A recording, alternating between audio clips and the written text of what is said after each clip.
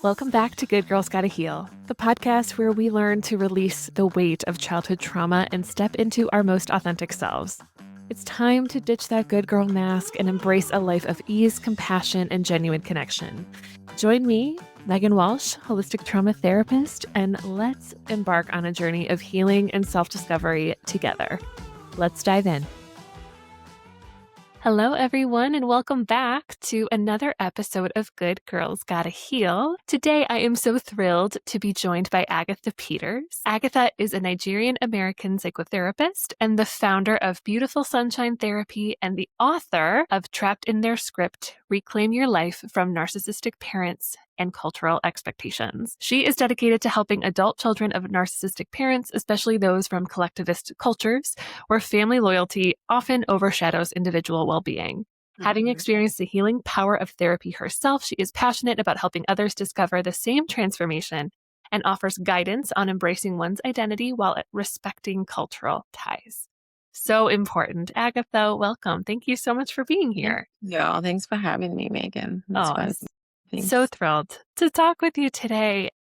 You know, hearing the phrase narcissistic parents, I think is something that many who listen to this podcast their ears will perk up because it is something that I know in so many of my client sessions, right? Everybody is wondering and thinking and assuming that is my parent a narcissist. And so I think this is going to be a good good piece to dive into. But I wonder if we could start with you and with a little bit of your story, with what brought you here to do this work today. Okay. So I first came from Nigeria. I am an immigrant myself. And, you know, in my culture, honestly, trauma is just seen as day-to-day life. That's just, you know, most people are just surviving. Feels like that's what's happening here now too. As I talk about it. Anyways, so I don't really understand culture trauma in that lens of, you know, how we more like here in the US understand it much more. And there is very lack of resources like CPS and things like that. So when I did come to the US, I continued my education. In high school, I was often told my upbringing wasn't normal by counselors or things like that. I was a kid that got pulled out of class often. If you're there, you can feel me. I'm sure one of your audience. And yeah, it was until my undergrad that I start studying psychology, got involved more in mental health field. And one of my professors at the time said, well, if, you know, before you work on help others, it's important to check yourself first, which is very important. You know, I think every therapist should do that. Yes. The same. So, and that's when it all came flooding. And I think the first time I heard that a parent of mine was a narcissist, that was even before like Facebook, not to age myself, all the social medias and all of that. And I remember the cultural loyalty being such a big thing. It was like, for me, it was like, what are you saying? This is not okay. You can't talk bad about the people, you know, like it was just protection. And then I had to work on a lot of triggers and a lot of, it took some time, some healing. And I fast forwarded all of that and put it in a book so that people don't have to do as much work as I had to do. If you can. Yeah. And tell me, how was it for you to write your experience? Because I imagine that as you wrote some of your experience inside of the book as someone who is currently doing the same thing. Isn't it wonderful? I think it's like it's a roller coaster. It's almost like, the experience it's healing, but also it's you're in tears one day. Yep. And it's just like this back and forth. But you're learning yourself so much. You're learning more about yourself so much as you go through the process. And I think it's almost as though you're writing a journal that you want everyone to know. Right. But also I thought of it too, you know, my client's lens, like, you know, what I've done to help them get to that point too. So yeah, really powerful. And I'm wondering if you could talk a little bit about, and of course, not having to go too personal, but what would you say from your lens, but also from the Mm-hmm. lens of the clients that you work with? What are the characteristics of a Yes. narcissistic parent, especially versus one that may be a bit more self-focused, but not Mm-hmm. necessarily fully narcissistic? I think for me, one of the things is when my clients come, they don't even realize their parent is a narcissist, which is quite interesting. Even with culture, for a lot of my clients, that's hard for them to even grasp. Just like I had that experience for me too. There is a pattern there. There's constant pattern of manipulation. I think there's always competition. There's control. There's abuse even after the kid is, there's usually abuse in that, child's life. But then even after as an adult, you still constantly experience that abuse. It can even be physical, emotional abuse. They use everything you say and turn it against you. Very, that's the gaslighting too. Or even make up stories within that community to get empathy, a lot of it. And yeah, I think there's sometimes for my female body clients, there's a lot of body shaming, even from whether it be same sex, like if it's a mom or if it's, so that they steal that body shaming. You're supposed to look this way or that way. They might be concentrated in certain areas of your body. So, and then they get jealous as they get older of their child being more youthful, and they are, they can poison the relationships you're in. They constantly do because of that jealousy. It's with jealousy, huge jealousy. If you win something, they try to sabotage it. If you don't win something, then you're a problem. So it's Right. just, you can't ever win. Yeah, you can never win. And you know Yeah. what? I think that is what I hear is there are no moments of attunement to you, right? Like Yes. a genuine, like, hey, I see you. I Oh, see no. what you're feeling, right? Yeah, That you it's, can't. yeah, They can't. ah, yeah, Yeah. they can't see it. Just And so sad. oftentimes with these kids, I always see on kids that are now adult, my adult child, they often there's some sort of PTSD. Sometimes there's extreme depression, sometimes suicidal ideations with that too, anxiety. It's so hard to live. Right. It's so hard to live because Hmm. you're fundamentally not receiving the emotional development that you need, right? Yeah. To have a healthy sense of self. Because Yep. if there is zero attunement to you, you are just always attuning outward to try Yeah. and Exactly. regulate them and make yourself, Yeah. more presentable to them and trying to Hmm. get their acceptance. And Be especially perfect. when, yeah, be perfect, right? Of course, be the good girl. And Mm-hmm. then when it's never enough, right? When you never get to that point of feeling safe and connected. And again, safe, right? You just don't feel Hmm. safe. Oof, that takes such a toll on your body, on your Yep. nervous system. And of course I know it leads to such an inner experience of distress. Hmm. Hmm. And Yeah. And then another thing I see in these relationships too, like that just continues because that's what you're used to living with. So you might pick partners that, want the oh yeah. same of you. Those other, oftentimes we end up with those narcissistic partners if if we haven't done that work to really heal ourselves. It's for you, it just seems so normal. This is how you gain Right. love is, yeah. Yeah, this is how you gain love. Oh, and it's Hmm. so sad, right? It's so sad when you think of, the younger version of you who was so Yeah. deserving, right? So Yeah. deserving of that unconditional love and acceptance and attunement and couldn't get it. Yeah. Yeah, and I'm so curious for you in your own work, what supported you in kind of having maybe a turning point in your own healing journey of finally being able to work with that not enoughness, right? Like I will never be Hmm. enough. Like what helped there for you? Oh gosh. I think, when we think of healing journey, we think of it like it's a process, right? Because you get triggers along the way and then you have to come back. um, so I definitely think my first initial therapist helped me get through just even being in a healthy marriage, thank goodness, and finding a healthy partner that just Yeah. was there, my solid foundation. And then I think having a child, that was the aha moment where no one has to wait to get to that point. But it was like, man, love is supposed to be so easy. Like, how is this? Right. Right? Like Right. loving. a And this is child. yeah, and the child is so vulnerable, right? Like, you Yes. see how vulnerable they are, how I mean, I talk about it all the time. I have a 3-year-old, and, like, even in the moments where he's so mad at me, he still Hmm. needs me, right? He still, like, Yeah. needs Yes. comfort inside of Yeah. it.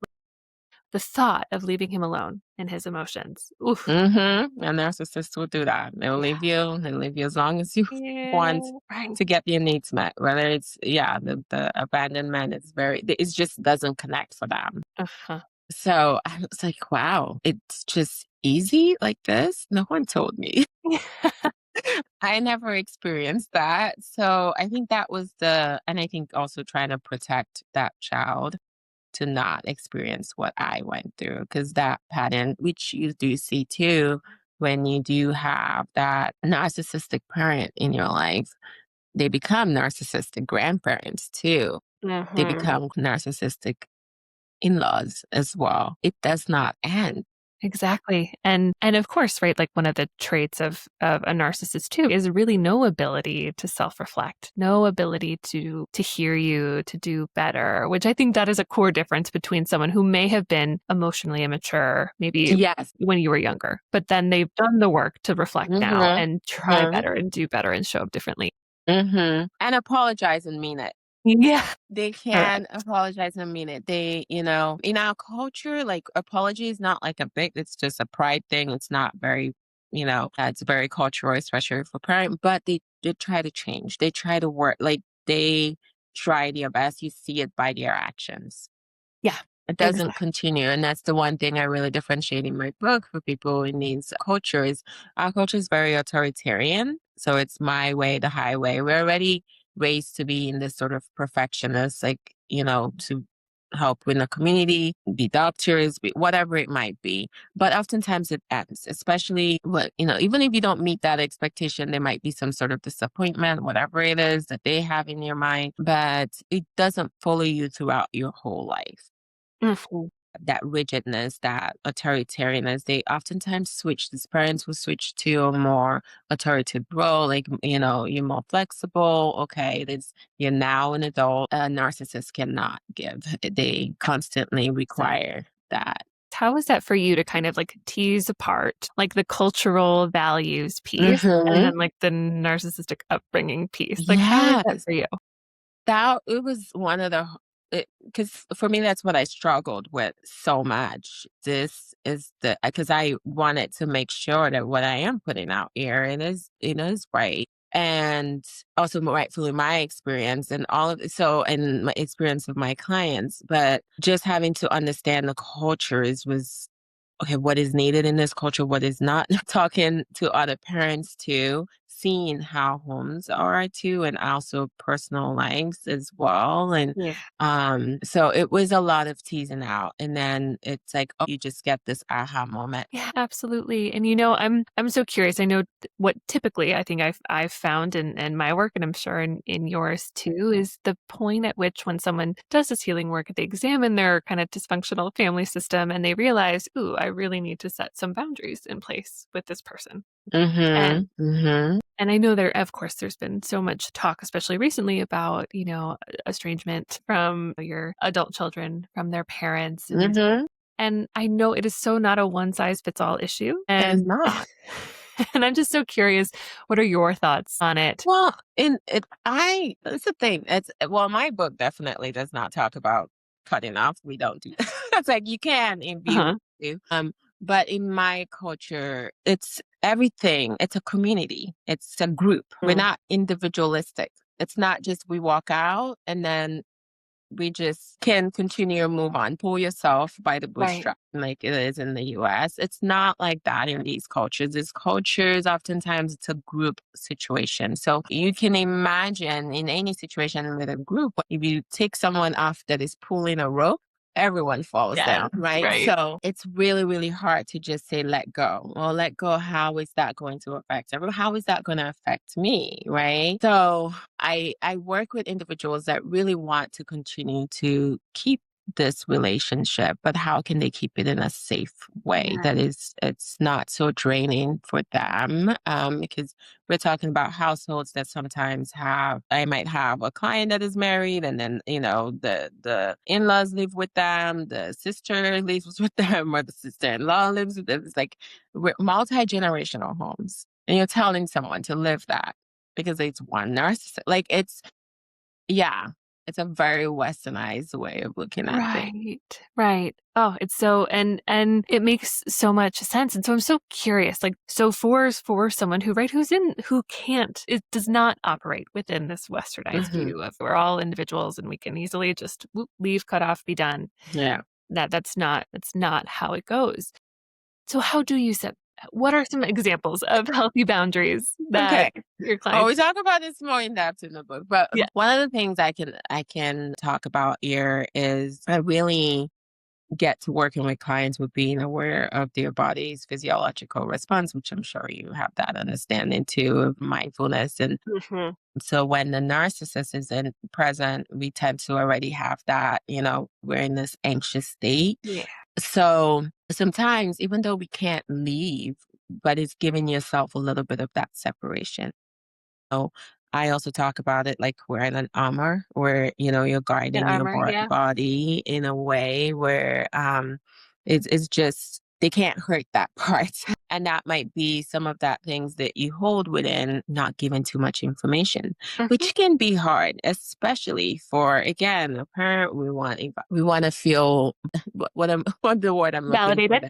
Validated, yes. Huh. And we want to feel validated from them. So we want to give them all the good stories. But oftentimes it always ends with a tear. So we know that's not working, right? So maybe choosing to talk about things at a more surface level. We might talk about the weather. We might talk about, well, yes, we went to Adam, came back, and that's it. Yeah. They don't need to Right. know so much details because whatever the narcissist knows is what they use to burn you. Right, right. And I think I love that you mentioned the part of you that wants to share the good stories, wants to share Yes. the details because again, it's the inner child part of you that's longing for the happy ending, right? The one where they finally take it and Yep. they delight in it with you, but then knowing that that can't happen, that is where therapy is such a beautiful space to like take that emotion, to take that grief, to take that Yeah. sadness of like, I never got that and I'm still not getting that.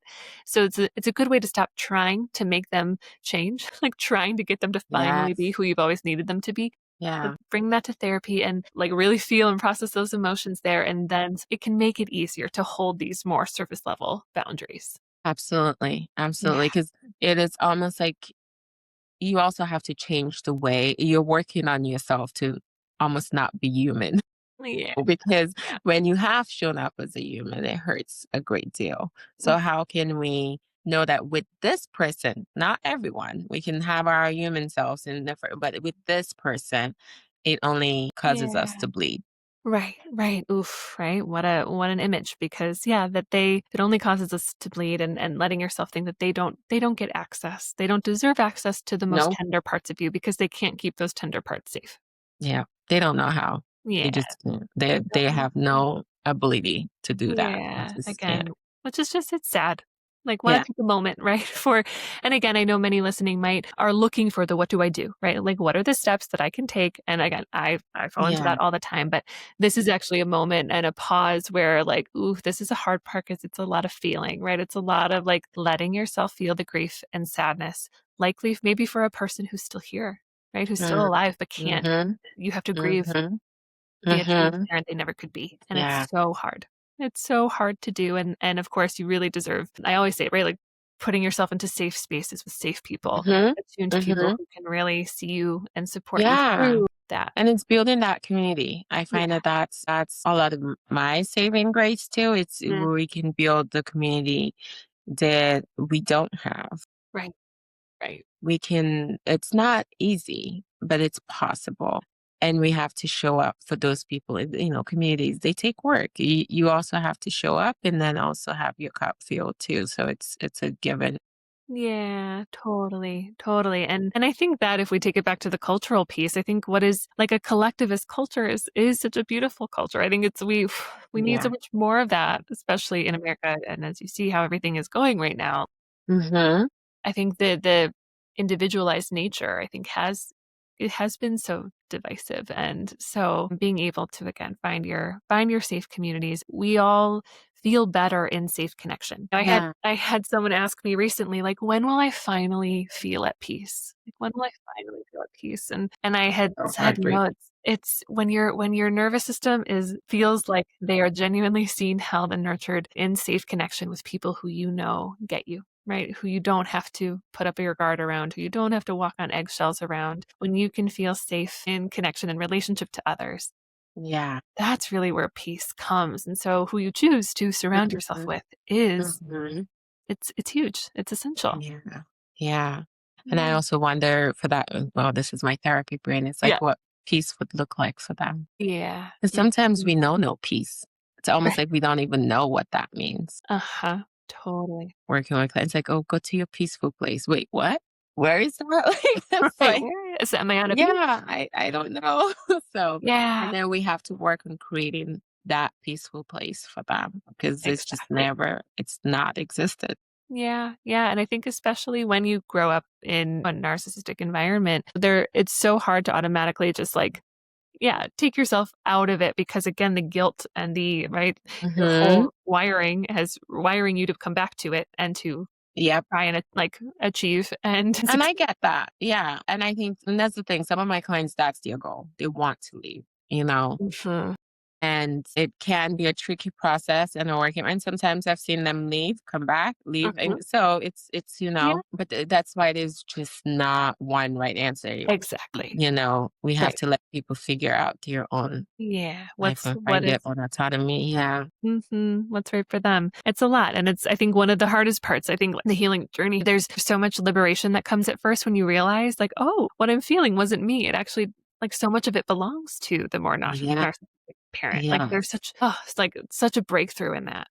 And then, like, that's kind of like we're up, and then we kind of come down when we're having to incorporate the grief and what it really Hmm. means to set boundaries and all the grief that, all of our hard work at being good tried to avoid, right? And so then it's the grief process and then, of course, when you're able to really live in your boundaries and your alignment with your safe people, you get there. You do get there, but it's a lot of hard work and a lot of ups and downs and feeling to get there. Yeah. It's beautiful on the other side. It really is. Yeah, absolutely. So please tell me more about your book, Trapped in Their Script. I want to hear Yeah. more about it and because it's out and I know you just said you Mhm. recorded the audiobook, which is so exciting and would love to share a little bit more about it with our audience. Well, I didn't record the audiobook. I wish I did. I've taken so much time, but I did pay someone with an absolutely amazing voice to do that. Great. So, Trapped in the Script is for children that grew up in a narcissistic household and also someone that has even experienced narcissistic abuse. And it's not just for people of different cultures. I mean, I do talk about that. Definitely. That's one of the huge things there. It's like differentiating those, but it can be for anyone. A lot of my friends that are therapists too are also applying this too with their clients and they feel like it's really, really helpful, just even helping them understand culture without having to even ask clients over Right. again. So it is for therapists too to help. Now, I do have a whole chapter there for therapists and how they can work it through with Awesome. their clients. It's really a tool there to help guide you. And a lot of those we talk about different stories and it resonates. And if it's not narcissism, what is it? So and I Mhm. think that's oftentimes the question, well, it's not what is it? So I think I really do a good job in the book just breaking down what Yeah. that looks like and helping people understand Wonderful. and then the healing. Yes, and then the healing part of it. Oh, well, it's so exciting. We're obviously going to link your book in the show notes so that everybody can read it. And I'm curious if adult children of narcissistic parents can have one takeaway or one new self-belief Mhm. after reading the book. What would you hope that would be? I really want them to know they're not alone. I think growing up that felt so isolating for me. So they're not alone and they're not crazy. Yes. I don't know how much I've been gaslit to by a community. Then that's the hard thing. It's the comparison that oftentimes people seem to not get until they're actually living your, yeah, which they can't really. Well, sometimes they actually have lived in my home and they're like, whoa, that's different. Yeah. So yeah, they think they know it until they actually are experiencing it. So Mhm. you are not alone. You're not crazy. It is not just Yeah. in your head. What Yeah. you're feeling, it's, yeah, I'm validating you. Yeah, yeah, the validation you've always needed and deserved. So I love that you are giving voice to that because it's so needed. So, so needed and so beautiful. A beautiful way to take your own story, your own work and to help others be seen and heard and known inside of it. I know that is so powerful. And so it is out currently, correct? Yes, it's out. And yeah, the audiobook just came out. So you can buy it anywhere books are sold online. So whether it Amazing. be, And where else can everybody find you too? Can they follow you? yes. So on my Instagram, Beautiful Sunshine Therapy, Beautiful Sunshine Therapy on my website. And yeah, Wonderful. Okay, well, we will link all of those in our show notes as well. Wonderful. thanks for Agatha, having me. thank you so much for being here. I'm just so grateful to chat with you, and I can't wait to share your book with everyone, and I can't wait for everyone to tune in to this episode. So helpful. So thank you And so much. having a conversation. Thank Yes, you. thank you. Thank you so much for listening to another episode of Good Girls Gotta Heal. I am so grateful to have you in this community. Be sure to subscribe, rate, and review. That helps us out greatly. And we'll see you next time.